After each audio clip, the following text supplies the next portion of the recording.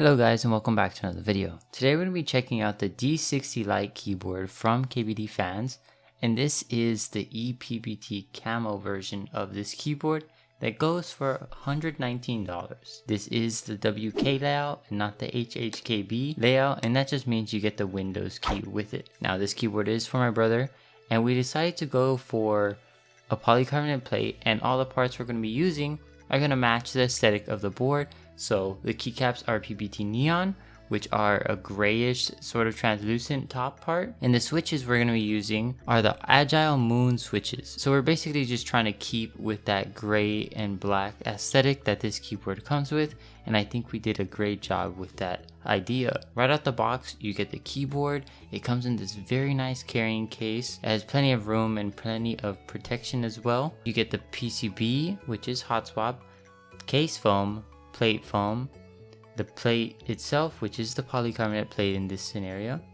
You get the stabilizers, which are screw-in stabilizers. You get the screws and all the stuff that you'll need for the case and assembly process. And of course, you also do get a PE foam sheet for this keyboard. Now in our version, it also came with a custom tape mod, so I ended up using that as well. The build process of this keyboard is actually quite simple. There are only 8 screws that need to be screwed in, not counting the stabilizer screws, and those go on the bottom of the case. So once you put everything together, that's the only screws you need to worry about. Now first and foremost, I fixed up the stabilizers and screwed them into the PCB with the PE foam sheet already on, and then once that was done, I put the plate foam on top of the PCB in PE foam. And then of course I put the plate with the gaskets already installed onto the polycarbonate plate. Once I did that, I could start installing all of the Agile Moon near switches that I chose for this build, and it turned out pretty nice. I think it looks very nice. I think it fits the board aesthetic pretty well. Now the next thing I did was put the case foam onto the back of the hot swap PCB, and then apparently you're supposed to put the tape over the case foam, which I'm not used to doing, but since I wanted to do 2 layers of tape for this build, I did 1 layer of blue painter's tape, and then the other layer was the custom tape mod that came inside the box with this keyboard. Once I did that, I could start installing it to the bottom of the case, and honestly all you have to do is line up the gaskets to the part in the case, and then put the top part of the case on top, flip the thing over, and start screwing all the screws in. Now of course you want to be careful when screwing them in. You don't want to do them super tight, but you also don't want them to be super loose either, so just be careful when installing them. And once that was done, I decided to start putting on the PBT neon keycaps. Now there are additional keys you could have bought other than just the base kit, but we decided to just go with the base kit because it filled the board more than the other 2 would have. So once I put all the keycaps on, the build was basically done. And the one thing I did notice right off the bat, before we get into the sound test, is the fact that because the USB port is on the PCB, it does move up and down. Apparently that is normal, so it does not sit flush with the cutout for the USB port on the back of it. Now all you have to do is kind of like push it down barely, and then you can put in your USB.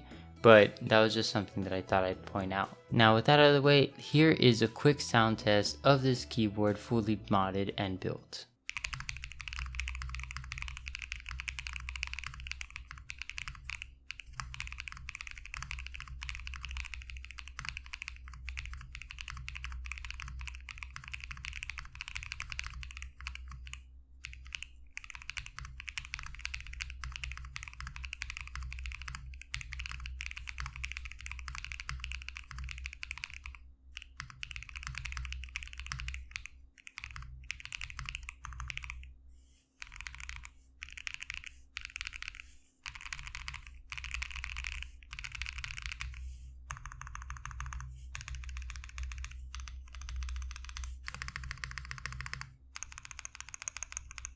Overall, I think I did a pretty good job. I like the way it sounds, and I definitely like the way it feels because of the Agile Moon linear switches.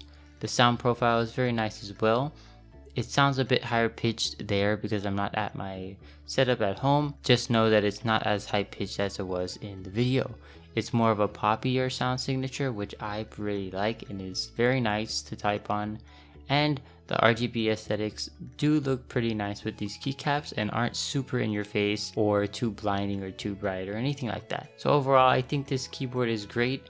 If you do want a budget 60%, you can't really go wrong. I think it has great gasket performance, even comes with tape, and it comes with a nice carrying case. Now this is the camo version, but they also have different versions of this keyboard with different color options to fit your aesthetic or color preference. I'll be leaving a link to it in the description below, but let me know what you guys think about this keyboard in the comments down below. Other than that, I'll see you guys in the next video. Peace.